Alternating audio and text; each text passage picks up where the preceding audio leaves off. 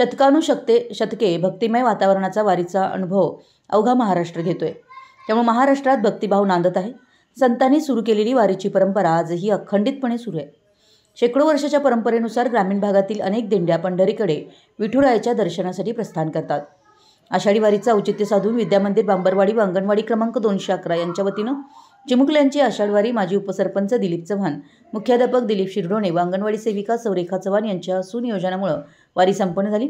वारकऱ्यांच्या टाळमृदंगाची साथ, चिमुकल्यांचा उत्साह, विठ्ठल रुक्मिणीच्या रूपातील बालगोपाल यामुळे वारीत चैतन्य निर्माण झालं होतं। दिंडीची सुरुवात शाळेतून झाली। ठिकठिकाणी पाणी घालून दर्शन घेण्यात येत होतं। नगर प्रदक्षिणा करून पावडोबा मंदिरात दिंडी विसावली। सौरेखा चव्हाण यांच्या वतीनं मिठाई वाटप करण्यात आली। दिंडीमध्ये माजी केंद्रप्रमुख संजय निकम, केंद्रप्रमुख सुभाष कुरुंदवाडे, प्रमोद पाटील, पत्रकार बाळासो कोकणे, मिलिंद देशपांडे, दिनकर चव्हाण, दत्तात्रय राणे, नारायण पाटील, दिनकर धोंड, सीताराम चव्हाण, रंगराव धोंड, मारुती चव्हाण, सुभाष चव्हाण, रमेश चव्हाण, भाऊ धोंड, तेजस चव्हाण, शाळा व्यवस्थापन समितीचे उपाध्यक्ष सचिन दिनकर चव्हाण, सदस्य चिंतामणी धोंड, नामदेव चव्हाण, अध्यापक निलेश माने, भाग्यश्री कांबळे, उषा पवार यांच्यासह वारकरी, ग्रामस्थ, विद्यार्थी व बालचमू उपस्थित होते। मराठी एस न्यूजसाठी दत्तवाडहून जहांगीर गणमली।